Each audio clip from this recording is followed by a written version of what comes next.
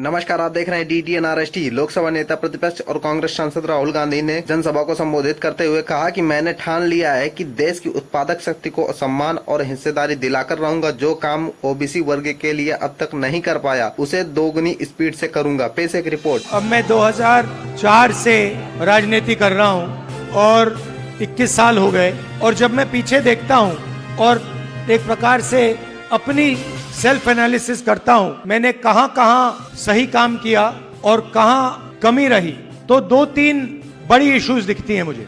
जमीन अधिग्रहण बिल किया, मनरेगा किया, भोजन का अधिकार किया, ट्राइबल बिल, न्यामगिरी की लड़ाई लड़ी, ये काम मैंने सही किया। अगर मैं थोड़ा पीछे को देखता हूं तो मुझे एक बात बिल्कुल क्लियर दिखती है कि एक चीज में मेरी कमी रही थी।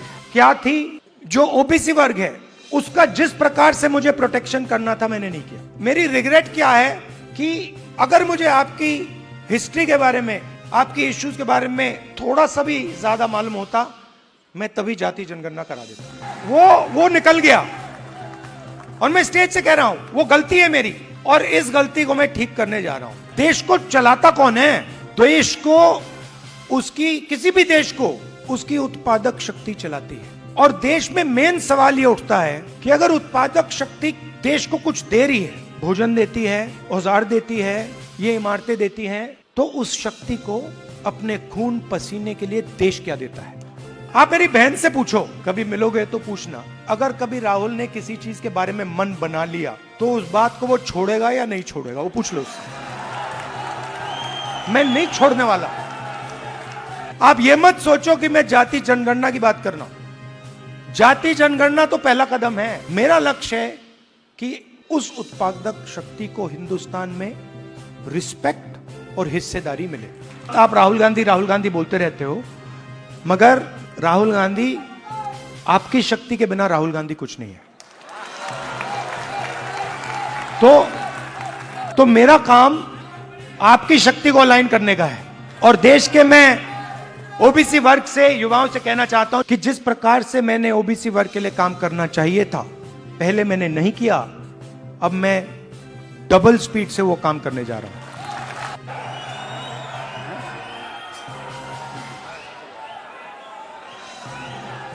राहुल गांधी,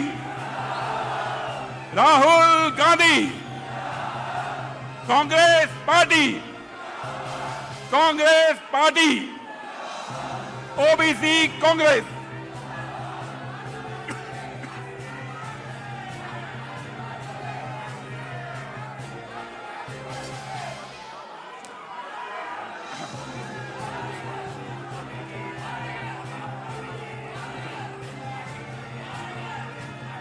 आदरणीय राहुल गांधी जी का ओबीसी समाज के चैंपियन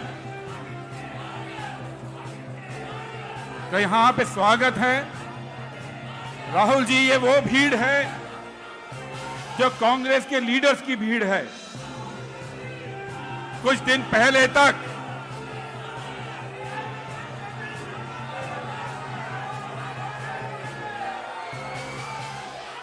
आप सबसे मेरी गुजारिश है कि अब आगे का कार्यक्रम हम शुरू करने जा रहे हैं। हमारे बीच में ओबीसी डिपार्टमेंट के हमारे अध्यक्ष सम्मानित अनिल जय हिंद जी, हमारे प्रिय डॉक्टर साहब हैं, और मैं उनसे पहले रिक्वेस्ट करूंगा कि राहुल गांधी जी का स्वागत सबकी ओर से किया जाए।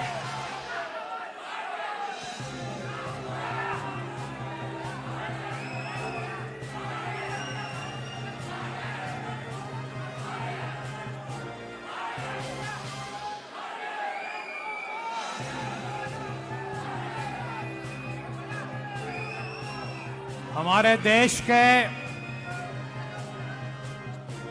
90% SC, ST, OBC, गरीब, वंचित समाज की लड़ाई को बब्बर शेर की तरह लड़ने वाले हमारे न्याय योद्धा राहुल गांधी जी मंच पे हमारे वरिष्ठ नेता कर्नाटक के मुख्यमंत्री सिद्धारमैया जी, अशोक गहलोत जी, बघेल साहब, नारायण स्वामी जी, सचिन पायलट जी, बीके हरिप्रसाद जी और मेरे सामने देश के कोने कोने से आए, दिल्ली, हरियाणा, राजस्थान, मध्य प्रदेश, उत्तर प्रदेश, बिहार, झारखंड, उड़ीसा, तेलंगाना, आंध्र प्रदेश, कर्नाटका, महाराष्ट्र, गोवा, केरल, तमिलनाडु, आज इस हॉल में सभी प्रदेशों के ओबीसी डेलीगेट मौजूद हैं। आप सबकी तरफ से मैं हमारे न्याय योद्धा राहुल गांधी जी का हार्दिक स्वागत करता हूं। साथियों, हम सब जानते हैं कि न्याय योद्धा राहुल गांधी जी ने भारत जोड़ो यात्रा की, हजारों किलोमीटर की, धूप में, बारिश में, गर्मी में, सर्दी में, बर्फबारी में। इनकी भारत जोड़ो यात्रा के बारे में मैं देख रहा था। एक जैन मुनि टेलीविजन पे बता रहे थे, अपनी आंखों देखी। राहुल जी यात्रा में चले जा रहे थे, एक ग्रामीण गांव के इलाके से गुजर रहे थे।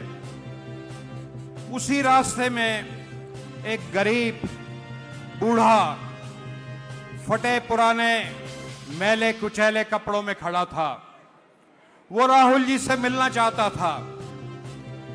सुरक्षाकर्मी उसको रोक रहे थे। अचानक राहुल जी की नजर पड़ी और राहुल जी ने सुरक्षा कर्मियों से कहा कि इसको आने दो।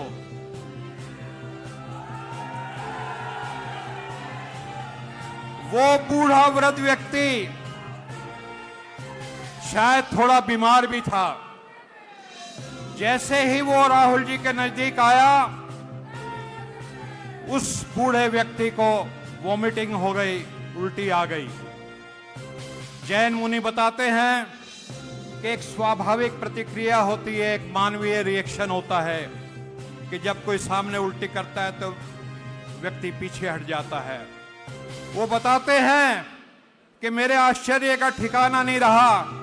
राहुल जी पीछे हटने के बजाय आगे बढ़ करके उस बूढ़े को गले लगा लिया और उसकी पीठ सहलाने लगे।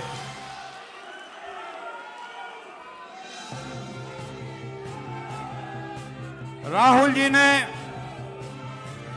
अपनी भारत जोड़ो यात्रा में हजारों लाखों लोगों से मिले और उनके दुख दर्द को समझा, और एक शिद्दत से आपने महसूस किया कि इस देश के जो 90% शेड्यूल कास्ट, शेड्यूल ट्राइब और हमारे ओबीसी के भाई हैं, वो हमारे देश के पावर स्ट्रक्चर में टोटली एब्सेंट हैं, गायब हैं, और इसकी तरफ किसी का ध्यान नहीं जाता। तब से लेकर के, क्योंकि राहुल जी, इनकी एक ही फितरत है, एक ही स्वभाव है कि एक चीज बर्दाश्त नहीं कर पाते, और वो चीज है अन्याय। अन्याय किसी के साथ भी हो, दलित के साथ हो, आदिवासी के साथ हो, ओबीसी के साथ हो, गरीब के साथ हो, महिला के साथ हो, और चाहे किसी सवर्ण के साथ हो, किसी भी भारत नागरिक को अगर अन्याय होगा, राहुल जी उसको बर्दाश्त नहीं कर पाएंगे। और तब से राहुल जी ने एक संकल्प लिया कि जब तक इस ओबीसी समाज को और साथ में एससी एसटी जो भी वंचित समाज है, उसको इस देश की मुख्य धारा में हम शामिल नहीं कर लेंगे, कांग्रेस पार्टी की लड़ाई जारी रहेगी।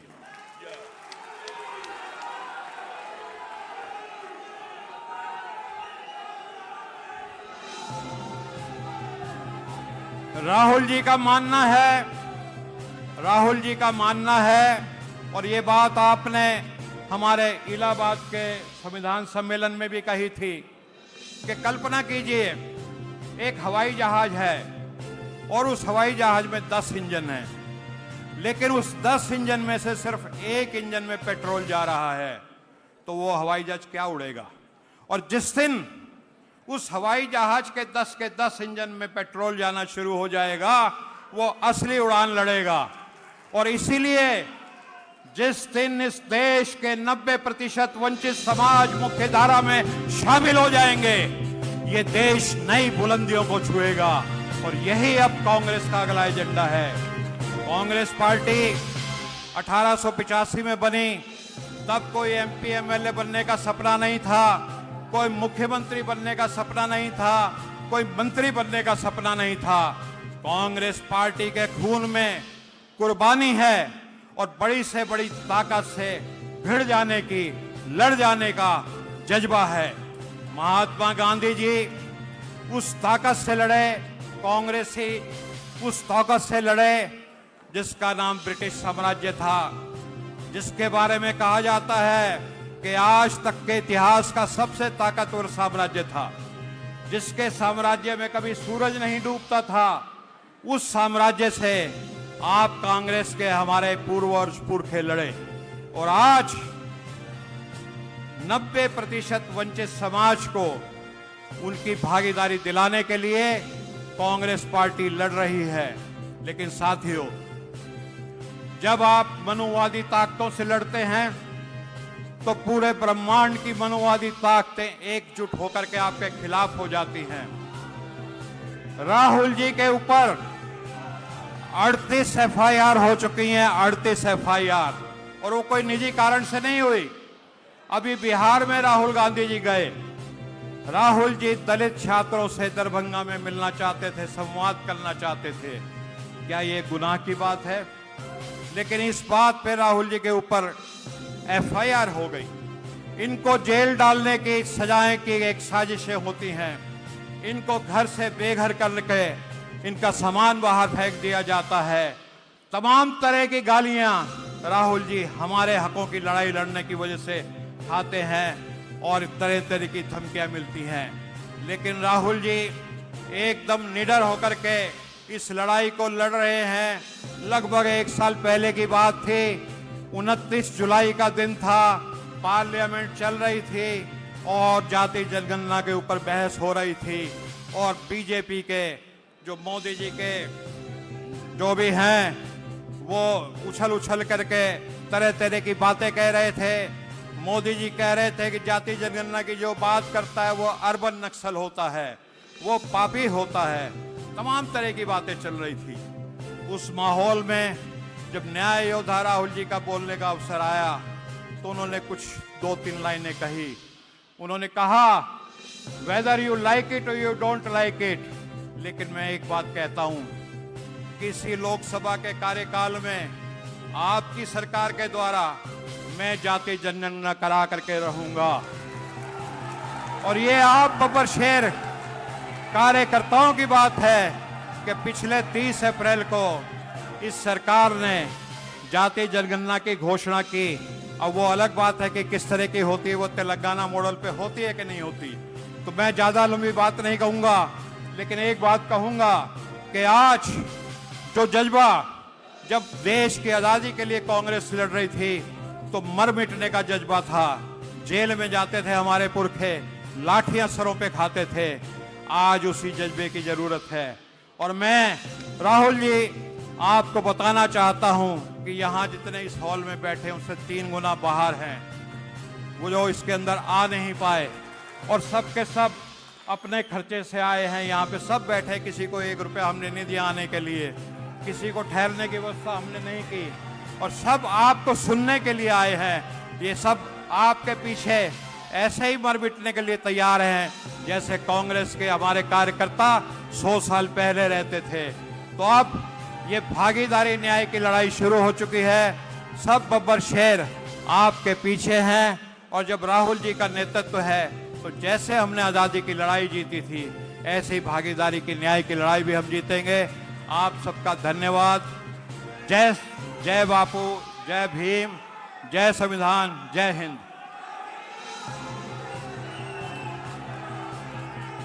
धन्यवाद अनिल। जय हिंद जी। मैं अभी आमंत्रित करता हूं मैं आमंत्रित करता हूं पिछड़े और जो नीचे तबके के लोगों के बारे में गहरा अध्ययन किया हुआ डॉक्टर कांचा इलया जो तेलंगाना के जो सर्वे किया है उसके बारे में आपके सामने प्रस्तुत करेंगे।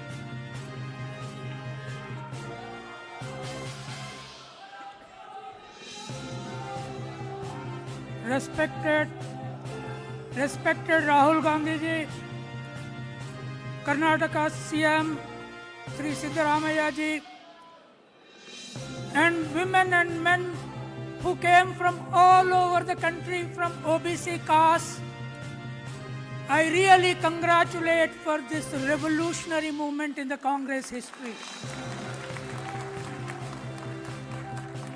Congress liberated us, particularly the OBCs, Dalits, Adivasis from the British. Mahatma Gandhi, Jawaharlal Nehru, Sardar Vallabhbhai Patel and Ambedkar liberated us from the oppressive British. But after that, there was no leader of national stature, international stature to liberate us from the caste oppression of RSS BJP type. And once this RSS BJP have come to power, ruled for 11 years, all the OBCs started going into that oppressor's fold, that oppress us more, we will be slaves. I was crying in my bed and I was listening Rahul Gandhi speaking about the country and the nation. In 2021, in this hall, women and men, we were just few hundreds here from the Congress party fold, some intellectuals and party leaders, we have started this revolutionary movement in OBC. And I thought, in 21st century, if there is no single leader who can liberate us from this bloody caste which destroyed us, we will not be liberated because Modi-like leader has come to destroy us. And I found Rahul Gandhi is the only leader who can liberate us from this oppressive, destructive caste system. Today he started steps. His first step was Bharat Jodo Yatra. His second step was Bharat Jodo Nyaya Yatra for ourselves. And the third step, wherever Congress is power, he started getting caste census done. This was historic. And I am the vice chairman of the expert committee that Congress government appointed. We have seen Telangana Congress data that 56% OBCs. Now Telangana government asked 42% reservation for OBCs. Is it just or not? Tell us. Is it okay or not? 42 is okay or not? 42 we should achieve or not? We should achieve. Why? Because in Telangana, the upper castes are only 9.9%, but they are getting 10% reservation. Look at the tragedy. And Rahul ji has come to change that entirely. That is the revolution. That is the revolution that Ambedkar led. That is the revolution that Mahatma Gandhi, therefore he gave. Can anybody imagine in the country and the world? And I think BJP RSS never imagined a person born in Motilal Nehru family, Jawaharlal Nehru family would give a slogan one day, Jai Bapu, Jai Bhim and Jai Samvidhan. That is Rahul Gandhi. So today, to liberate OBCs, once OBCs are liberated from BJP, BJP will not be in power, it will never come into power at all. The power of the OBCs, Dalits, Adivasis, that I hope Rahul Gandhi, he is facing hundreds of cases. Wherever he goes, there are cases. There are now OBC lawyers, Dalit lawyers, Adivasi lawyers across the country stand up for him and protect from going him to jail. That is our role. We, the intellectuals, the universities, the colleges, the students and women. I have never seen a young woman who stood for women like Rahul Gandhi in my 73 years lifetime. That is the leader that the same Indira Gandhi, same Rajiv Gandhi, same Jawaharlal Nehru whom they are abusing, that family produced this leader for our liberation. Therefore, this is the first historic major Congress meeting of all OBC leaders sitting here on the dais ever since it was born for the first time because of him. And lastly, yesterday I visited Indira Bhavan. I was so thrilled. The moment I entered, there was big Ambedkar photo there. There was Gandhi there. There were Patel there. And there was Jawaharlal Nehru there. You know what their caste background is? Gandhi was from Banya caste. Ambedkar was from Dalit caste. Patel was from Shudra OBC caste who liberated my own state from Nizam. And Nehru was from Brahmin caste. Rahul is a mix of all castes today. He is a mix of all castes. And therefore, he is our liberator. I see only, I see him like Martin Luther King in America. And we will work with him. I'm an intellectual, I'm a writer, I'm not a Congress member, but as long as I live, my pen will work for writing for Rahul Gandhi and standing for this nation's liberation. Thank you.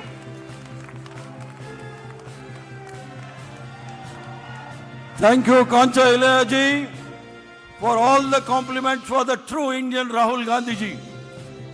I now invite, मैं आमंत्रित करता हूं छत्तीसगढ़ के पूर्व मुख्यमंत्री भूपेश बघेल जी आए आपके सामने बात करें।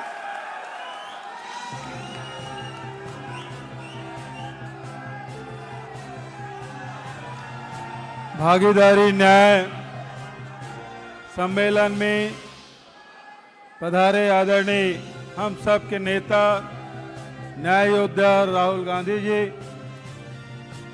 आदरणीय कर्नाटक के मुख्यमंत्री सिद्धारमैया जी, हमारे वरिष्ठ नेता आदरणीय अशोक गहलोत जी, आदरणीय वीर नारायण स्वामी जी, आदरणीय सचिन पायलट जी और इस सब आयोजन के कर्ता धर्ता जो ग्रुप है, आदरणीय अनिल जयहिंद जी, बीके हरिशाह जी, सप्पल जी, अजय लल्लू जी, ज्योति जी, सभी हमारे सब साथी ने जो मिलजुल के आज ये सम्मेलन, आज देश भर के लोग यहाँ उपस्थित हैं।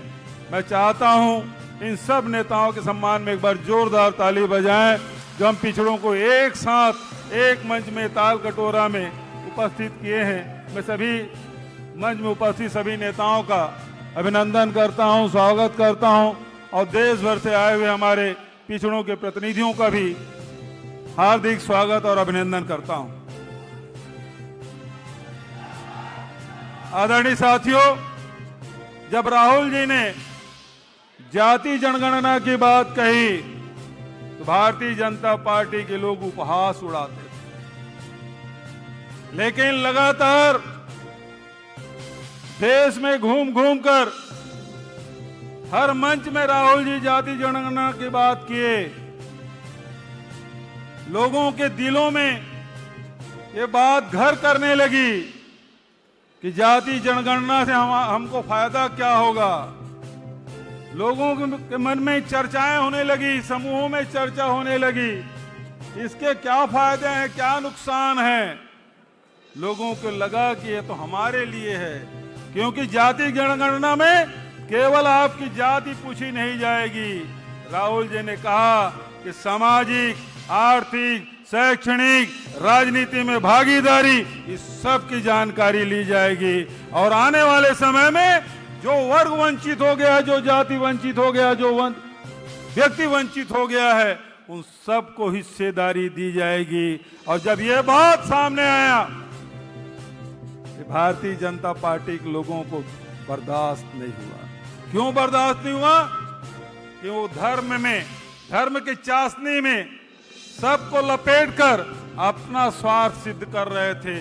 ये लोग जिस प्रकार से अंग्रेजों ने हिंदुस्तानियों को शोषण किया, जिस प्रकार से आर्थिक रूप से कमजोर किया, जिस प्रकार से शैक्षणिक रूप से कमजोर किया, वही काम आज नरेंद्र मोदी की सरकार कर रही है, भारतीय जनता पार्टी और आरएसएस कर रही है। ये देश कभी सोने का चिड़िया कहलाता था। क्यों? क्योंकि उत्पादक वर्ग का सम्मान होता था।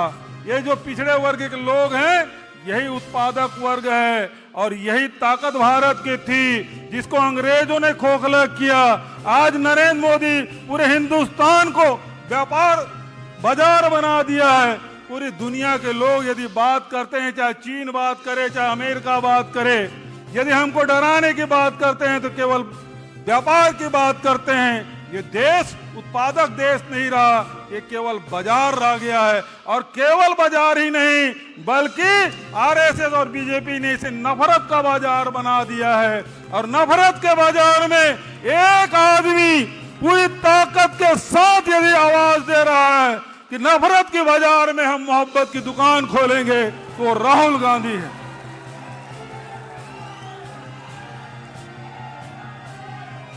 तो आज आवश्यकता इस बात की है, एक आदमी मसाल लेके चला है, नफरत के बाजार में मोहब्बत की दुकान खोलने चला है, सबको न्याय और अधिकार दिलाने के लिए चला है।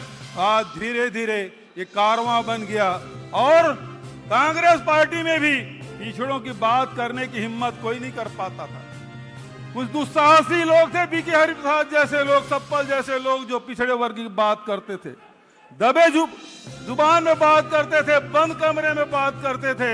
यदि कांग्रेस में भी पिछड़ों को ताकत मिला है, पिछड़ों के आवाज को स्वर कोई दिया है, तो राहुल गांधी जी ने दिया है। और यही कारण है, सम्मेलन तो पहले भी होते रहे, पिछड़ों के सम्मेलन पहले भी होते रहे, लेकिन जो जोश, जो ताकत, जो जज्बा आज ताल कटोरा में दिखाई दे रहा है, ऐसे पिछड़ों के सम्मेलन में कभी दिखाई नहीं दिया है। और इसका मुख्य कारण कोई है तो राहुल गांधी जी हैं। जो ताकत पिछड़ों को दिया है, वो अब आवश्यकता इस बात की है। इसलिए मैं अनिल जय हिंद जी को, बीके हरिप्रसाद जी को, सप्पल जी को, अजय लल्लू जी को, ज्योति जी को, और हमारे तमिलनाडु के जो हमारे सांसद ज्योतिमणि, सबको इसलिए धन्यवाद देता हूं कि राहुल जी अकेले चले जा रहे हैं। क्या वो अकेले गरीबों के लिए, वंचितों के लिए, पिछड़ों के लिए लड़ते रहेंगे? क्या हमारी जिम्मेदारी नहीं है? जिसके लिए वो लड़ रहे हैं, वो हम क्या चुप रहेंगे? दिल्ली में बैठक बुलाई, पूरे देश के नेताओं की बैठक उन्होंने आमंत्रित किया, सबने विचार व्यक्त किया। और दूसरी बैठक आदरणीय सिद्धारमैया जी ने होस्ट किया, हम सबको आमंत्रित किया, एजेंडा बना, और वहीं तय हुआ कि 25 तारीख को ताल कटोरा में सम्मेलन होगा। तो आज जो ताकत राहुल जी ने दिया है, हम पिछड़े वर्ग के लोग नासुकरे नहीं हैं। हम आपको बताना चाहते हैं, इस मंच के माध्यम से, इस सदन के माध्यम से बताना चाहते हैं कि राहुल जी, आपने जो संघर्ष किया, जो रास्ता चुना, वो हमारे लिए है। और हम पूरे पिछड़े वर्ग के लोग राहुल जी के साथ हर कदम से कदम मिला के चलेंगे। मैं आप सबसे निवेदन करना चाहता हूं, खड़े होके एक बार राहुल जी का समर्थन करिए। सबसे निवेदन, राहुल जी का समर्थन करिए। सब लोग खड़ा होके हम संकल्प लेते हैं, हम सब राहुल जी के साथ हैं, इस न्याय की लड़ाई में साथ हैं, हमेशा हम साथ रहेंगे।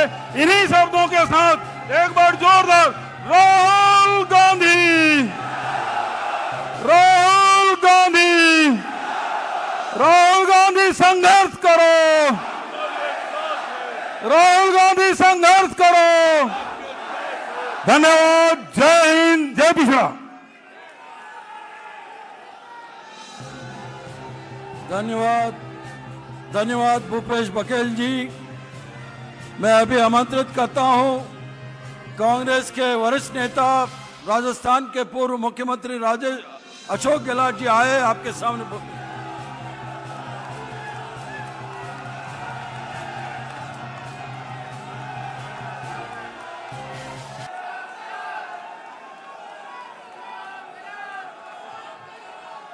हमारे महबूब नेता राहुल गांधी जी, सिद्धरामैया जी, भूपेश बघेल जी, नारायण स्वामी जी, अनिल यादव जी, बी के हरिप्रसाद जी, चप्पल साहब, अजय लल्लू जी, सचिन पायलट जी और तमाम उपस्थित हमारे नेतागण, भाइयों और बहनों, नौजवान साथियों, अभी आपको आह्वान किया मेरे पूर्व वक्ताओं ने, बघेल साहब ने जो आपको आह्वान किया उसका अलग महत्व है। राहुल गांधी अकेले क्या करेंगे? राहुल गांधी ने एक मिशन के रूप में एक शुरुआत करी। आज़ादी के बाद में पहली बार ओबीसी के बारे में जो आवाज़ उठी है, इसके महत्व को आपको हमको समझना पड़ेगा। अगर आप यहाँ आए हो तो आप अधिवेशन में आते हैं, वापस जाते भी हैं संदेश लेकर के। ये संदेश अलग तरह का संदेश है। आप जो यहाँ बैठे हुए हो वो कार्यकर्ता नहीं है, अधिकांश लीडर्स बैठे हैं, उन्हीं को बुलाया गया है। तो आप समझ सकते हो कि आपको भौलावण देने के लिए, जिम्मेदारी देने के लिए बुलाया गया है। आप लीडर्स हैं, गांव में हो या कस्बे में, जिले में, प्रदेश के अंदर, उन्हीं को बुलाया गया अधिकांश लोगों को। आप समझ सकते हैं कि ये सिलेक्शन क्यों किया गया। इसलिए कि जो आवाज़ बुलंद की गई है कांग्रेस के नेता राहुल गांधी ने, और खड़गे साहब अभी बोल के गए आपके सामने, कांग्रेस का इतिहास बताने की जरूरत नहीं है। आप हम सबको गर्व है कि इस कांग्रेस का ही इतिहास त्याग का, कुर्बानी का बलिदान कर रहा है, और किस प्रकार से आज़ाद करवाया मुल्क को। आज़ाद के बाद में संविधान निर्माण हुआ अम्बेडकर के द्वारा, पंडित जवाहरलाल नेहरू हो, सरदार वल्लभ भाई पटेल हो या मौलाना आज़ाद हो, वो ज़माना और था, बड़े बड़े नेता हमारे और भी थे। आज जो हुकूमत में बैठे हुए हैं, ये हमारी विरासत को ख़त्म करना चाहते हैं।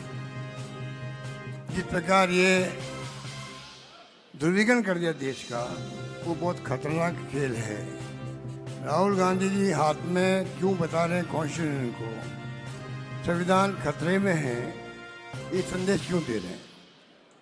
ये संदेश क्यों दे रहे हैं? संविधान की मूल भावना क्या है? सोशल सिक्योरिटी कैसे हो, समानता कैसे मिले।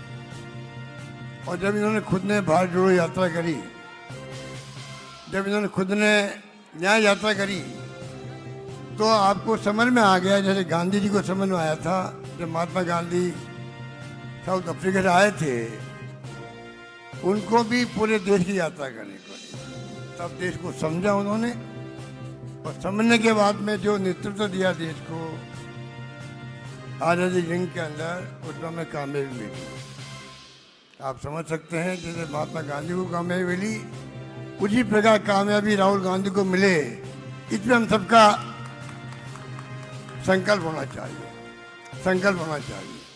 इसलिए मैंने कहा ये आप जो आए हो, ये संकल्प लेके जाएंगे, जाकर के आप जो ओबीसी जाते हैं उनको पहले समझाएंगे कि आपका भला कहाँ पर है, कौन सी विचारधारा है जो आपके समाज के अंदर, समाज के हित के अंदर है, देश हित में है, ये आपको बताना पड़ेगा। कई राज्य ऐसे जहाँ पर ओबीसी की जाते हैं कांग्रेस के साथ नहीं है। हमें इस बात को स्वीकार करना चाहिए, स्वीकार करना चाहिए। अगर स्वीकार नहीं करेंगे तो हम सुधार भी नहीं कर पाएंगे, सुधार कर ही नहीं पाएंगे। और सुधार कर नहीं पाएंगे तो फिर राहुल गांधी जी अकेले बोलते बोलते कैसे काम चलेगा। ये लड़ाई लंबी भी है, आसान नहीं है। आपको संकल्प जो आज आए हैं, आपने एक इतिहास बनाया हमेशा के लिए, बरसों बाद में भी आपको याद किया जाएगा कि आप गए थे तालकटोरा स्टेडियम में। इसलिए मैं कहना चाहूँगा, अभी नहीं तो कभी नहीं, दिमाग के अंदर रखो, अभी नहीं तो कभी नहीं। अभी इस लड़ाई को आपने नहीं जीता, और लड़ाई जीतने के लिए दिल जीतना पड़ेगा आपको, समाज का भी, जाति का भी, अपने क्षेत्र के लोगों का भी। आप राजनीति में कार्य करता हो, और इसलिए जरूरी है कि हम कैसे आवाज को बुलंद करें जिससे कि जो राहुल गांधी जी ने न्याय योद्धा के रूप में शुरुआत करी है उसमें आप कामयाब हो सकें। ये कामयाबी पूरी कौम के लिए, जिसको हम कहते हैं कि 50% 60% है, उसका भला तभी होगा। राहुल जी ने जो बातें कहनी थी पार्लियामेंट के अंदर भी बाहर भी जोर शोर से कह दी गई है। किस प्रकार ब्यूरोक्रेसी के अंदर, जुडिशरी के अंदर, मीडिया के अंदर भी कहाँ पर आप लोग टिकते हो, कहाँ टिकते हो। आज़ादी की 70 साल बाद में भी ये स्थिति बने तो आप सोच सकते हो कि आगे क्या होगा, 100 साल बाद में क्या होगा। ये स्थिति रही। इतना बड़ा बीड़ा उठाया राहुल गांधी ने, उसको आपको हमको समझना पड़ेगा कैसे उनको कामयाब करने के लिए हम अपना सब कुछ न्यौछावर करें। महात्मा गांधी ने सर्वोदय की बात करी थी। ये सर्वोदय की बात राहुल गांधी जी आगे बढ़ा रहे हैं। सर्वोदय, सबका उदय हो। अभी उदय किसका हुआ है कहने की जरूरत नहीं है। गरीबी अमीरी की भी खाई बढ़ती जा रही है। हम कहाँ टिकते हैं? ओबीसी के लोग, एससी के लोग, एसटी के लोग, माइनॉरिटी के लोग भी। और राहुल गांधी जी ने कहा है ईडब्ल्यूएस जो कैटेगरी बनी है ये कोई कम बात है। जब ओबीसी के अलावा, एससी एसटी के अलावा जो राजीव गांधी का सपना था, जो 73-74 अमेंडमेंट किया है, तब जाके हम लोग सरपंच, प्रधान, प्रमुख बनने लगे हैं, नगर पालिका चेयरमैन बनने लगे हैं। गांव में कोई आपको सरपंच नहीं बनाता, सरपंच नहीं बनते थे हमारे लोग, महिलाएं बनती है। तो आप सोच सकते हैं कि ये जो सिलसिला शुरू राजीव गांधी जी ने किया था, अब कैसे ओबीसी को उसका हक मिले। जो इनके नारा राहुल जी का, ये हम सबका होना चाहिए। जितनी जिसकी भागीदारी उतनी उसकी हिस्सेदारी। ये भावना कब पूरी होगी उसके लिए आपको चिंतन करना पड़ेगा, मनन करना पड़ेगा और मेहनत करनी पड़ेगी। मेहनत आपको बहुत करनी पड़ेगी, ये मामूली काम नहीं है। ये बहुत बड़ा चैलेंज स्वीकार करके जाओ यहाँ से कि राहुल गांधी जी का चैलेंज हम सबको है, ओबीसी नेताओं को है। कैसे आप उसको पूरा करते हो ये आपके ऊपर है। राहुल गांधी फेल नहीं होगा, आप फेल होंगे। आप फेल होंगे कि एक नेता हमें मिला जिसके पूरे परिवार का ऐसा त्याग बलिदान है जो दुनिया के किसी मुल्क में नहीं होगा। 35 साल में इस परिवार, गांधी परिवार, कोई व्यक्ति ना मंत्री, ना मुख्यमंत्री, ना प्रधानमंत्री है। इंदिरा गांधी जी प्रधानमंत्री पद पर रहते हुए हत्या कर दी गई उनकी, तो खालिस्तान नहीं बनने दिया। राजीव गांधी शहीद हो गए, उपमादी में शांति करते। जिस खानदान में इतने बड़े सादत हुई हो, उस खानदान को टारगेट बना के जो राजनीति हो रही है मोदी जी द्वारा, आरएसएस द्वारा, वो आप समझ सकते हो क्यों हो रही है। मालूम है कि इस परिवार के कारण ही कांग्रेस पूरे मुल्क के अंदर हर गांव में, हर घर के अंदर आलिस्तान बनाए हुए हैं। ये पार्टी है जो नॉर्थ ईस्ट में चले जाओ, आप कहीं चले जाओ, हम सत्ता में नहीं है 11 साल से।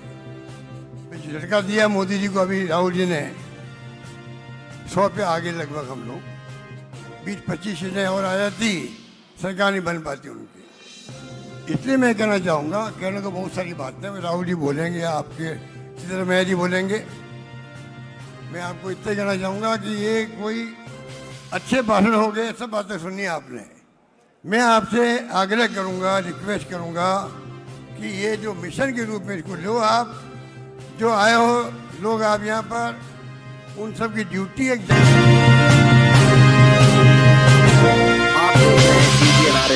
जाकर के आप जिस पद पे हो अथवा नहीं हो, काम करने के लिए, राहुल जी का संदेश देने के लिए कोई पद की दरकार भी नहीं है। और मुझे कहते हुए दुख भी होता है कि जो कौमें, जो जातियाँ के राज्यों में कांग्रेस में नहीं है, ओबीसी होते हुए भी, फिर कहना चाहूँगा वो हमारे चिंता के वजह होना चाहिए। क्योंकि अगर उनको आप ठीक नहीं करोगे, उन जातियों का भला भी नहीं होगा।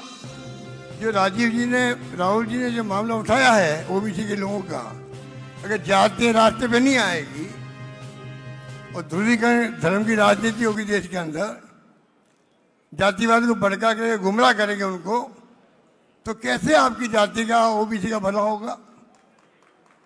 इसलिए जिम्मेदारी खाली राहुल जी की नहीं है, हम सबकी है। किस प्रकार से हम लोग मिलकर के यहाँ से जाएं, तो संकल्प लेके जाएं कि आने वाले वक्त में जो बातें कही गई है, श्रीधर भैया जी ने पहले सर्वे करवाया, बाद में तेलंगाना का सर्वे हुआ, कांग्रेस ने तय किया कि तेलंगाना पैटर्न पे सर्वे होना चाहिए, खाली फॉर्मेलिटी नहीं होनी चाहिए। लोग आशंका कर रहे हैं राहुल जी के दबाव से मोदी सरकार ने निर्णय कर लिया हम जाति की जनगणना कराएंगे, मुंह की खानी पड़ी उनको। अब लोग शंका कर रहे हैं कि बिहार चुनाव के बाद में कहीं कोई कोर्ट में अटका नहीं देगी, कोई बहाना नहीं कर दे।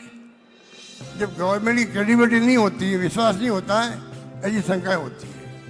बाकी आप देख रहे हो क्या हो रहा है, वोटों के अंदर क्या हो रहा है आप जानते हो।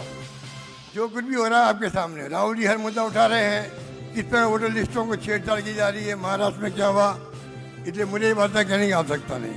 मैं आपको अंत में फिर कहना चाहूँगा, आप जो भी आए हो, आप लोग नेता के रूप में आए हो, कृपा करके एक संकल्प लेके जाएं। इस काम को आपको आगे बढ़ाने के लिए पूरी मेहनत करनी पड़ेगी, समझाइश करनी पड़ेगी, जनसंपर्क करना पड़ेगा, गांव-गांव में, घर-घर में, सामाजिक मीटिंग बुलानी पड़ेगी, कैमरा मीटिंग करनी पड़ेगी, आपको छोटी-छोटी मीटिंग करनी, तब जाकर के मैं समझता हूँ ये अभियान, ये मिशन आगे बढ़ेगा। धन्यवाद, जय हिंद, धन्यवाद। बहुत बहुत धन्यवाद Ashok Gehlot ji. Thank you very much Ashok Gehlot ji. Now I request chief minister of Karnataka, मैं आमंत्रित करता हूं कर्नाटक के मुख्यमंत्री जो बेंगलोर डिक्लेरेशन किया है उसको आपके सामने प्रस्तुत करेंगे। बेंगलोर डिक्लेरेशन जो ओबीसी के भविष्य में क्या रूपरेखा होना है वो आपके सामने पढ़ेंगे।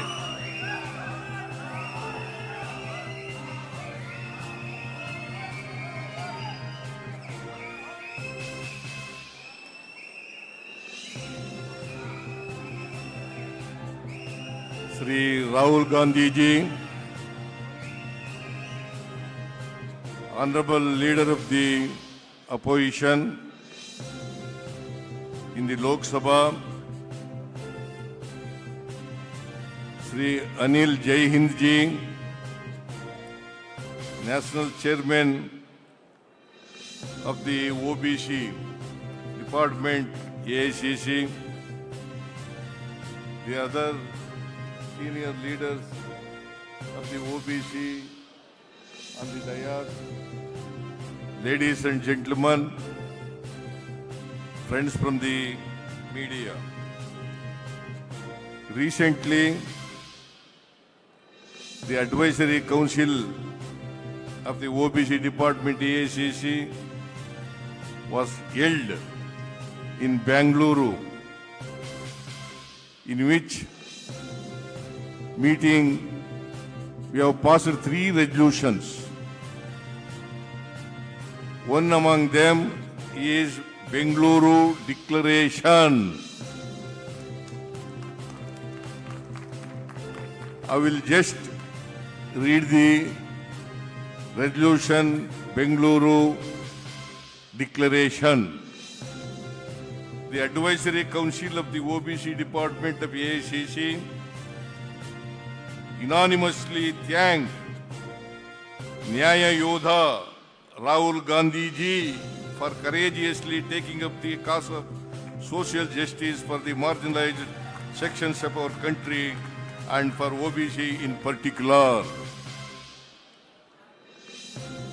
Rahul ji's steely resolve forced the Manuwadi Modi government surrender to the just and constitutional demand for the caste census in India.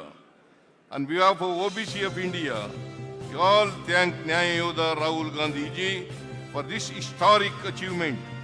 But this is not just a milestone in Rahulji's courageous and brave leadership, India is destined to realize and achieve the ultimate objective of social transformation, leading to social equity in our great nation. We hereby resolve and take oath to continue to fight for justice for all with the flag of our Congress party in our hand, under the brave and courageous leadership of our Nyaya Yoda Rahul Gandhi ji. We hereby pass resolution for an intense and fierce nationwide national campaign for 1. National level caste census by the Census Commission of India, officially known as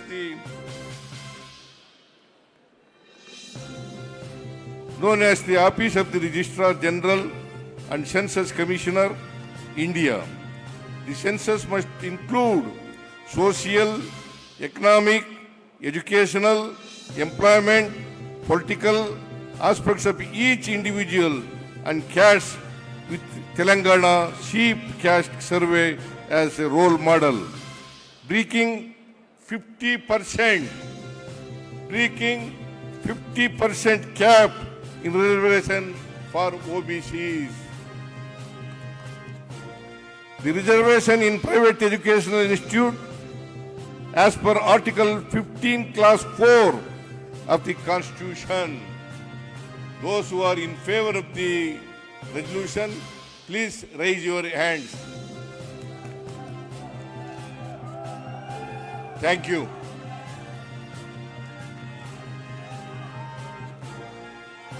thank you very much Siddaramaiah ji. Siddaramaiah ji का अनुरोध है, जो इस संकल्प के लिए समर्थन करने वाला सब हाथ उठा के एकदम बोलिए धन्यवाद। मैं अभी आमंत्रित करता हूं पिछड़ा वर्ग डिपार्टमेंट के अध्यक्ष अनिल जैन राहुल जी के सामने आपको शपथ दिलाएंगे। आप सब शपथ लेना पड़ेगा। धन्यवाद।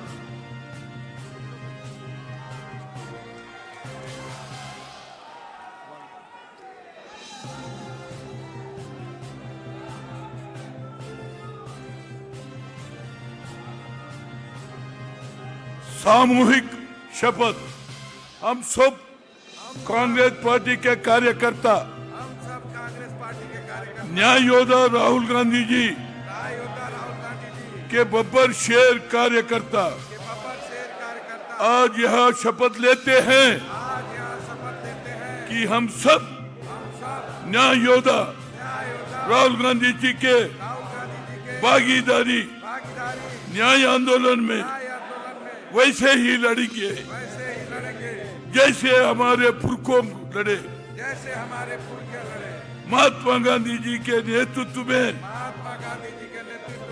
कांग्रेस का तिरंगा ध्वज हाथ में लेकर भारतवर्ष की स्वतंत्रता के लड़े थे, लड़ेंगे, जीतेंगे। भागीदारी न्याय जिंदाबाद। जय संविधान, जय हिंद। धन्यवाद। मैं आमंत्रित करता हूं हम सबके नेता, जो न्याय योद्धा 140 बरस इतिहास में 140 बरस के इतिहास में कांग्रेस में कोई नेता ओबीसी के पक्ष में खुल के नहीं बोला है। आमंत्रित करता हूं राहुल जी आपके सामने बोले। राहुल गांधी, राहुल गांधी। सिद्धरामैया जी, अशोक गहलोत जी, भूपेश बघेल जी, सचिन पायलट जी, विक्रमार्का मल्लू जी, नारायण स्वामी जी, काजी निजामुद्दीन जी, देवेंद्र यादव जी, अनिल जैन जी, एआईसीसी के office bearers, PCC presidents, MPs, MLAs, बाकी सीनियर नेता और सिविल सोसाइटी के हमारे मेंबर्स, मीडिया के हमारे मित्र, आप सबका यहां बहुत बहुत स्वागत, नमस्कार।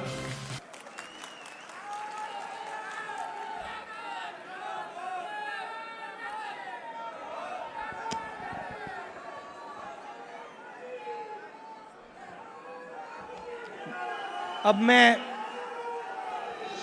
मैं 2004 से राजनीति कर रहा हूं और 21 साल हो गए। और जब मैं पीछे देखता हूं और एक प्रकार से अपनी सेल्फ एनालिसिस करता हूं,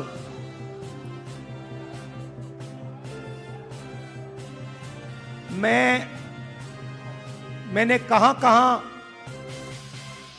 सही काम किया और कहां कमी रही, तो 2-3 बड़ी इश्यूज दिखती हैं मुझे। जमीन अधिग्रहण बिल किया,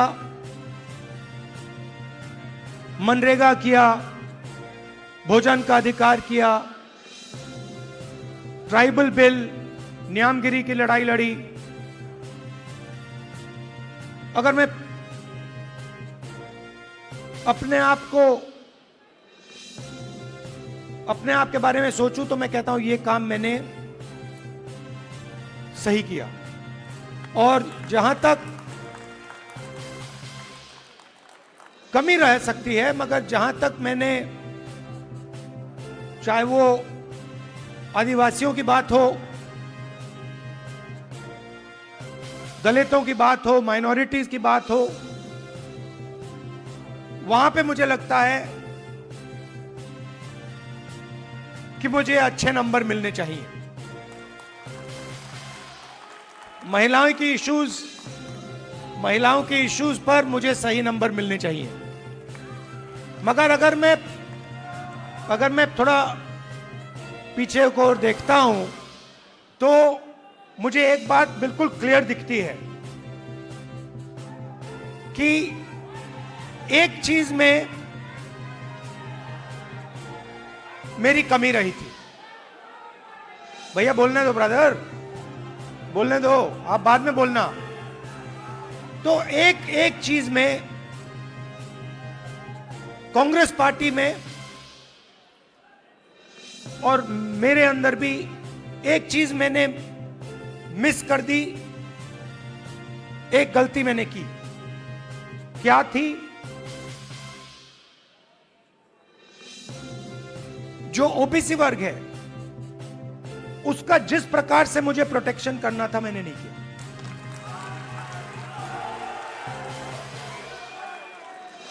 क्योंकि अगर, और इसका कारण था आपकी जो इश्यूज थी उस समय मुझे गहराई से नहीं समझ आई। मैं स्टेज से कह देता हूं कि 10 साल पहले, 15 साल पहले जो दलितों के सामने कठिनाइयां थी वो मुझे अच्छी तरह समझ आ गई। वो शायद वो ज्यादा आसान है समझना, वो क्लियर है। अनटचेबिलिटी, उनकी हिस्ट्री है, तो एकदम पता लग जाता है। आदिवासियों की भी इश्यूज आसानी से समझ आ जाती हैं। आप उनके इलाके में जाइए, जंगल, जल, जमीन बिल्कुल सामने दिखता है।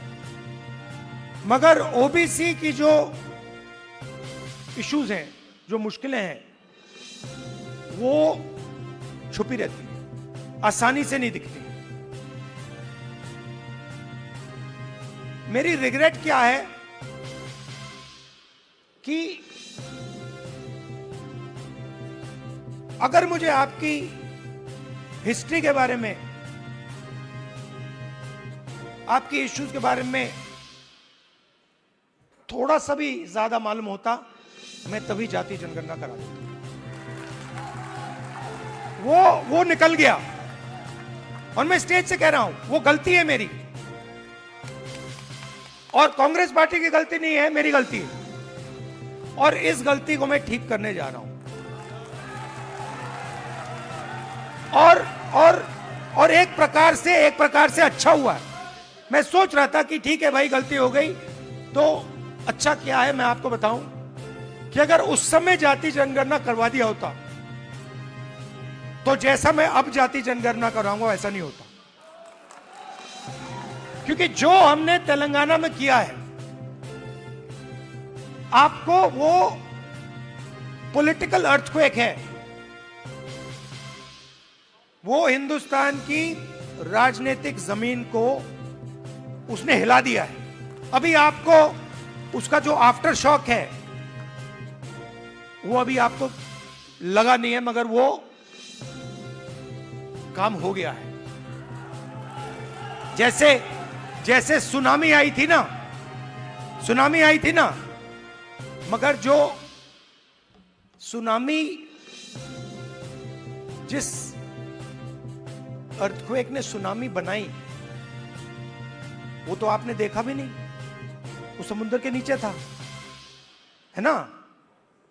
मैंने थोड़ा स्टडी किया, पता लगा कि जब सुनामी आई थी 1000 किलोमीटर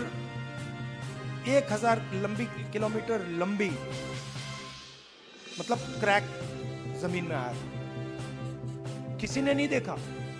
उसके बाद में 2-3 घंटे बाद उसका असर दिखा। वही हुआ है तेलंगाना में। मैं आपको बता रहा हूं, 21वीं सदी डेटा की सदी है। मोदी जी कहते हैं data data data, DDD, 4D, 5D, 3D, ऐसे बोलते रहते हैं, सुना ना आपने।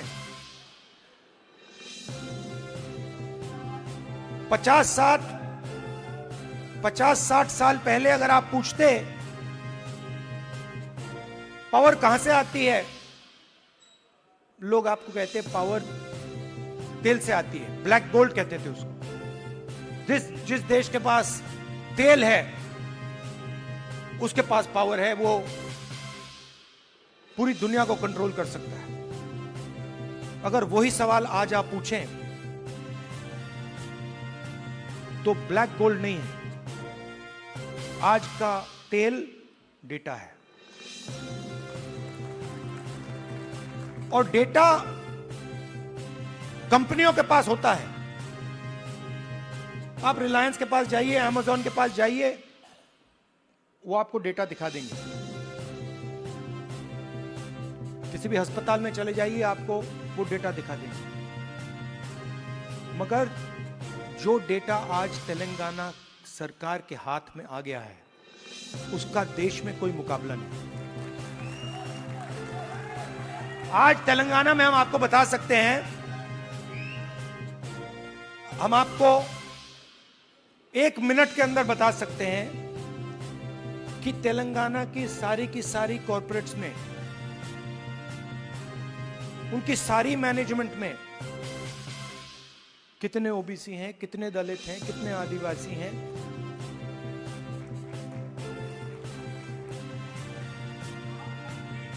हम आपको बता सकते हैं, मैं आपको बता सकता हूं कि अगर आप तेलंगाना में कॉर्पोरेट्स के अंदर यह सवाल पूछें, कितने ओबीसी हैं, मैनेजमेंट में कितने हैं, ओबीसी मालिक कितने हैं, दलित मालिक कितने हैं, लाखों करोड़ रुपए की सैलरी मिलती है उनको। आपने मीडिया में सुना होगा 2 करोड़ का पैकेज, 3 करोड़ का पैकेज, 5 करोड़ का पैकेज, सुना ना आपने। ये आप सवाल पूछ सकते हैं, तेलंगाना में ओबीसी को कितने पैकेज मिले? 0। एक भी पैकेज ओबीसी को नहीं मिल रहा, एक भी पैकेज दलित को नहीं मिल रहा, एक भी पैकेज आदिवासी को नहीं मिल रहा है। और आप मनरेगा की लिस्ट निकालिए, पूरी लाइन ओबीसी, दलित, आदिवासियों से भरी। ये जो गिग वर्कर्स कहलाते हैं, डोमेस्टिक स्टाफ, गिग वर्कर्स, इनकी लिस्ट निकालिए। तेलंगाना में ब्लैक एंड व्हाइट है। इस देश में मजदूरी ओबीसी, दलित, आदिवासी करते हैं।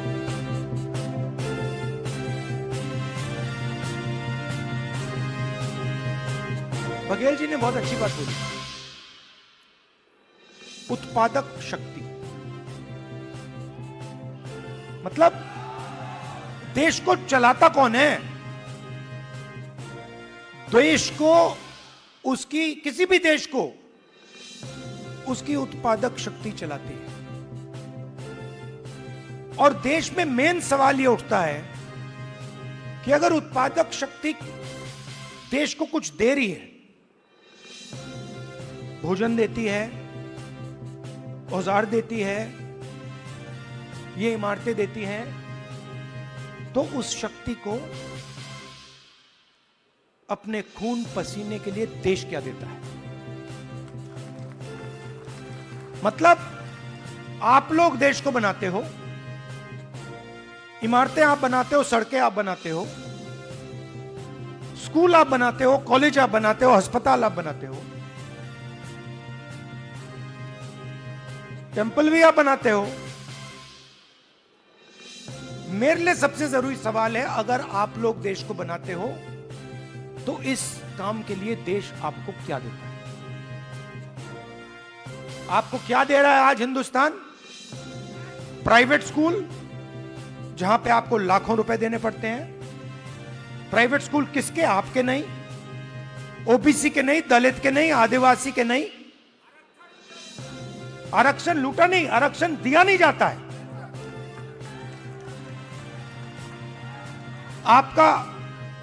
आपके जो ऑफिसर्स हैं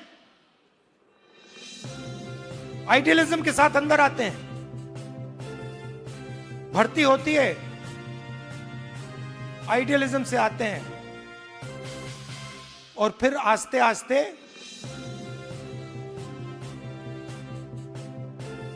कट दिया जाते हैं। ACR, annual confidential report, OBC, dalit, adivasi अफसरों को हत्या करने का तरीका। रिजर्वेशन आपको दी गई है, मगर फाइनेंशियल मिनिस्ट्रीज को देखिए, डिफेंस मिनिस्ट्री, फाइनेंस मिनिस्ट्री, बड़ी बड़ी मिनिस्ट्रीज को देखिए,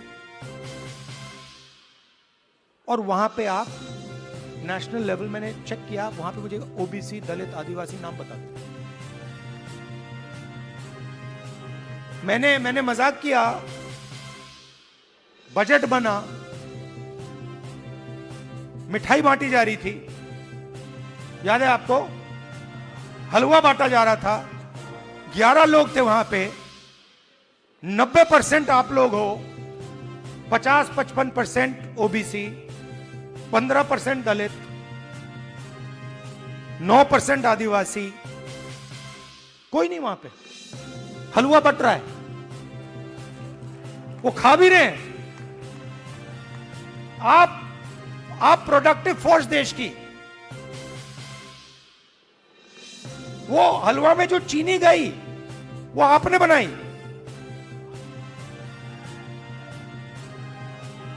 वो सब आप कर रहे हो, हलवा आप बना रहे हो और खा हो रहे हैं।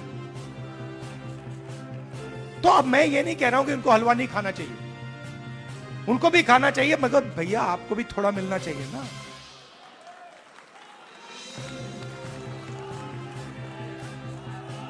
तो अब मैं आपको, आप मेरी बहन से पूछो, मेरी बहन से पूछो, कभी मिलोगे तो पूछना कि अगर कभी राहुल ने किसी चीज के बारे में मन बना लिया तो उस बात को वो छोड़ेगा या नहीं छोड़ेगा, वो पूछ लो उससे। मैं नहीं छोड़ने वाला। और मैं सिर्फ जाति जनगणना की बात नहीं कर रहा हूं। देखो, आप ये मत सोचो कि मैं जाति जनगणना की बात कर रहा हूं। जाति जनगणना तो पहला कदम है। मैं जो आप कि जो बघेल जी ने उत्पादक शक्ति की बात की, मेरा लक्ष्य है कि उस उत्पादक शक्ति को हिंदुस्तान में रिस्पेक्ट और हिस्सेदारी मिले।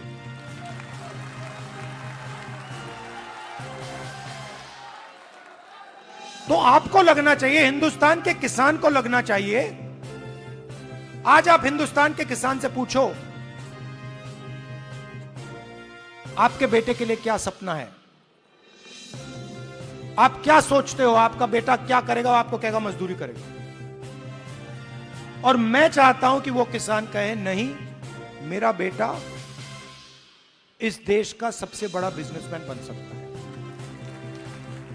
जो भी वो करना चाहता है वो कर सकता है। अब एक प्रॉब्लम है, राजनीति में सबसे बड़ी प्रॉब्लम पता है क्या होती है? क्या होती है? हाँ, नहीं, नरेंद्र मोदी कोई बड़ी प्रॉब्लम नहीं।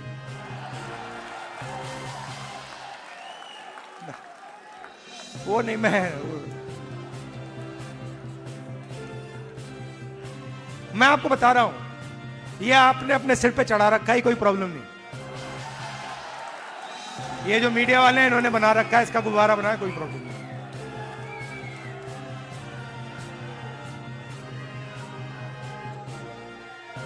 अब पहले तो मैं मिला नहीं था, अब 2-3 बार मैं मिल भी लिया हूं, बात समझ गया हूं मैं, कुछ नहीं उसमें।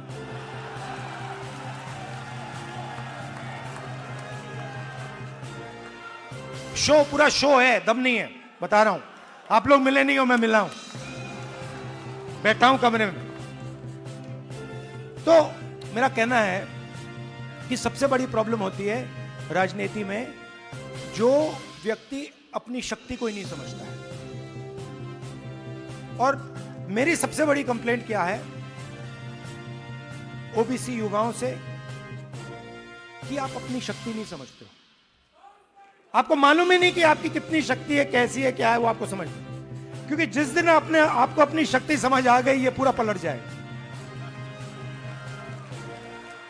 तो मेरा क्यों, और अच्छा आप सवाल उठता है, अब आप मुझसे कहोगे कि भाई आपने कहा कि हमें अपनी राजनीतिक शक्ति नहीं समझ आती, तो फिर क्यों नहीं आती? मैं आपको बताता हूं क्यों नहीं आती। क्योंकि नहीं, बांटे नहीं गए हैं। देखिए, वो हुआ क्या है, मैं आपको बताता हूं, सुनो। और ये आपको गहराई से समझना होगा। ये आपकी, देखिए, दलितों की हिस्ट्री है, दलितों की हिस्ट्री है ना? देश के दलितों को अंबेडकर जी ने उनकी हिस्ट्री समझाई। और अगर आप आज दलित से पूछें कि भाई आपकी हिस्ट्री क्या है, वो आपको 3000 साल की हिस्ट्री बता देगा। वो आपसे कहेगा, देखिए, हमें अछूत कहा जाता था, हमें बाहर रखा जाता था, हमें मारा जाता था। 1 सेकंड में आपको बताएगा। आप वही सवाल आदिवासियों से पूछो, आपकी हिस्ट्री क्या है, वो आपको बता देगा। मगर अगर आप ओबीसी से पूछो कि भैया आपकी हिस्ट्री क्या है, आप जवाब नहीं दे पाते हो। इसका कारण है आपकी हिस्ट्री को आरएसएस और बीजेपी ने मिटाया है।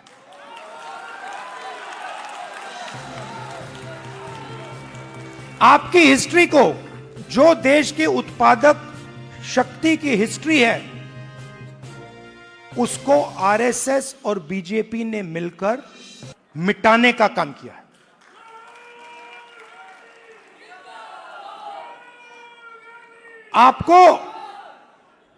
आप स्कूल पढ़े हो ना हिंदुस्तान में? स्कूल पढ़े ना? आप मुझे बताओ,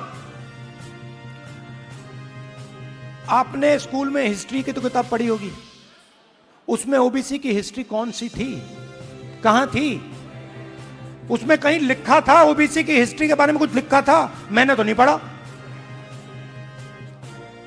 आज जब मैं बात को समझ रहा हूं तो मैं अपने आप से सवाल पूछता हूं, भैया जब मैं छोटा था तो इस देश के जो 55-60% लोग हैं उनकी हिस्ट्री की किताब में है ही क्यों नहीं? यह जानबूझ के मिटाया गया है, क्योंकि जिस दिन आप अपनी हिस्ट्री समझ जाओगे उस दिन आप समझ जाओगे कि आरएसएस आपका सबसे बड़ा दुश्मन है।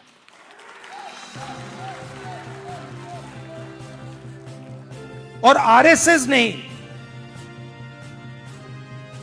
आप पर आक्रमण किया है, और यह कोई नई बात नहीं है, यह हजारों साल से आक्रमण कर रहे हैं आप,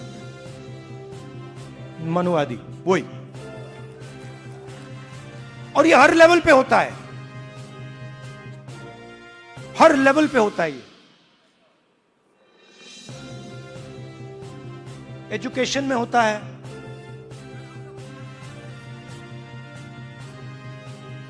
एजुकेशन में होता है, बिजनेस में होता है, जुडिशरी देख लीजिए वहां होता है। सब जगह आपके खिलाफ डिस्क्रिमिनेशन हो रहा है। मोदी जी कहते हैं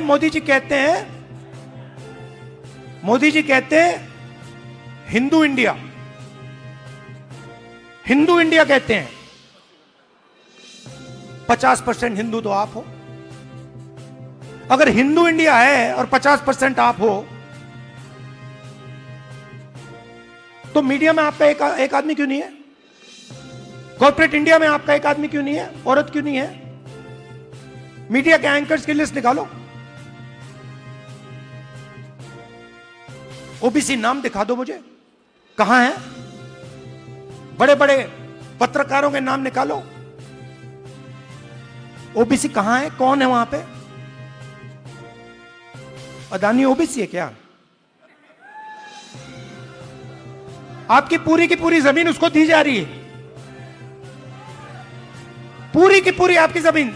ओबीसी दलित आदिवासियों की जमीन छीन छीन कर अदानी को दी जा रही है, अंबानी को दी जा रही है, टाटा को दी जा रही है, इन लोगों को दी जा रही है। इनके सिस्टम में कोई ओबीसी है ही नहीं, दलित है ही नहीं, आदिवासी है ही नहीं। तो इसलिए हमने कहा है सबसे पहले जहां भी हमारी सरकार होगी वहां जाति जनगणना होगा, एक्सरे होगा, एमआरआई होगा। हमें पता लगाना है ओबीसी कितने हैं, कहां हैं, क्या करते हैं, कितनी भागीदारी है, कितना पैसा है, ये हम सब जानना चाहते हैं। दूसरी बात, जैसे ही जाति जनगणना होता है वैसे ही 50% की दीवार वहीं टूट जाती है। तेलंगाना के चीफ मिनिस्टर ने जाति जनगणना के होने के एकदम बाद अपने आप 50% की दीवार तोड़ी, और उन्होंने कहा कि भाई, मैंने उनसे पूछा, उन्होंने कहा राहुल जी जब मैंने ये देखा मेरे सामने कोई ऑप्शन ही नहीं है, मुझे ये करना पड़ा क्योंकि मुझे अन्याय दिखा। कल भाषण में उन्होंने बोला तो पहला काम जाति जनगणना जहां भी हमारी सरकार होगी, 50% की दीवार जहां भी हमारी सरकार होगी, और दूसरा काम नेशनल लेवल पे, ये दोनों काम।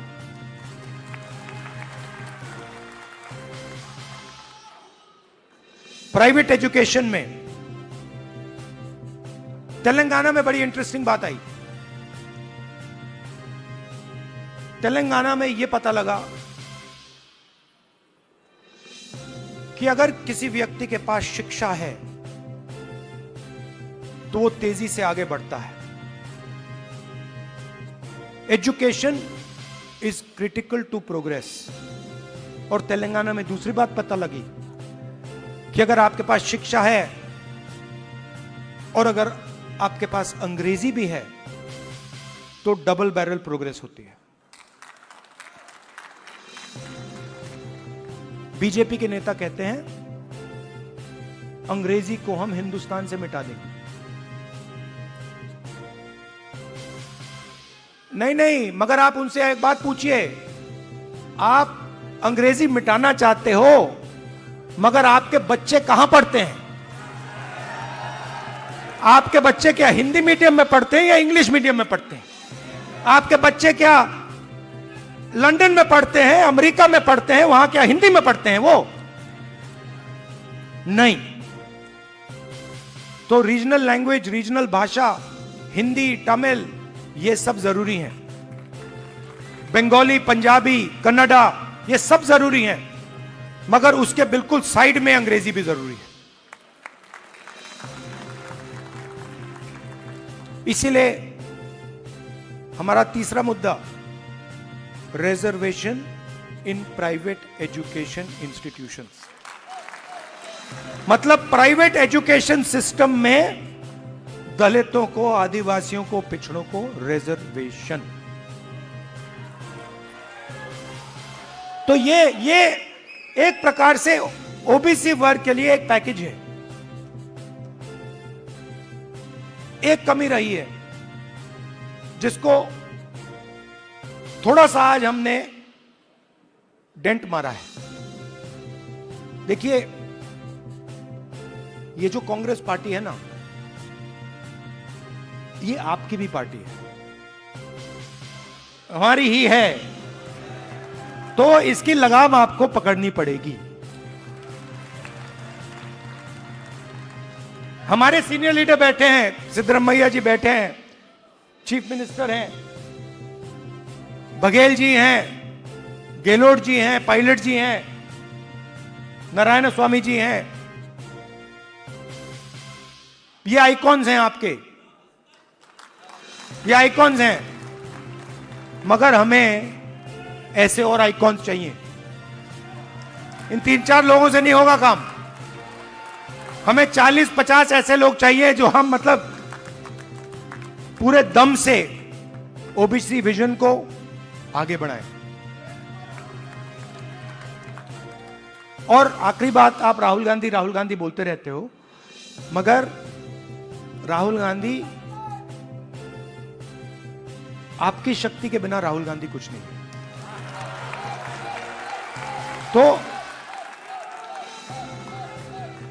तो मेरा काम आपकी शक्ति को अलाइन करने का है। और देश के मैं ओबीसी वर्ग से, युवाओं से कहना चाहता हूं, जो मैंने शुरुआत में कहा, मैं अपनी साइड से कह सकता हूं, कांग्रेस पार्टी के साइड से नहीं कह सकता हूं। मैं अपने साइड से कहना चाहता हूं कि जिस प्रकार से मैंने ओबीसी वर्ग के लिए काम करना चाहिए था, पहले मैंने नहीं किया, अब मैं डबल स्पीड से वो काम करने जा रहा हूं। आप सबका बहुत बहुत धन्यवाद। नमस्कार, जय हिंद। सर 2 मिनट बैठ लिया जाए। वोट फॉर थैंक्स के लिए आदरणीय देवेंद्र यादव जी आए, दिल्ली प्रदेश कांग्रेस के माननीय अध्यक्ष श्री देवेंद्र जी आए और सबको धन्यवाद अर्पित करें। आदरणीय देवेंद्र यादव जी। न्याय योद्धा श्री राहुल गांधी, श्री राहुल गांधी देश के विभिन्न कोने से यहां पर पधारे सामाजिक न्याय के योद्धागण यहां पर पधारे हैं। माननीय राहुल गांधी जी का मैं विशेष धन्यवाद देना चाहता हूं इस मौके पर। सर, आज आपने कहा कि हम में जागरूकता नहीं थी। मैं विशेष धन्यवाद देना चाहता हूं माननीय राहुल गांधी जी का कि ना सिर्फ इन्होंने जागरूकता जाहिर की है, बल्कि हम में एकता का संचार करने का भी काम किया है। ऐसे न्याय योद्धा को मैं मानता हूं कि ना सिर्फ यहां हमारे बैठे लोग, बल्कि हमारी पुश्तें माननीय राहुल गांधी जी को इस जागृति के लिए और एक करने के लिए याद करेगी। और यहां से जो आज ये सम्मेलन हुआ है, ये एक आंदोलन के रूप में आगे बढ़ेगा। बहुत बहुत धन्यवाद आप सभी का। जय हिंद, जय भारत।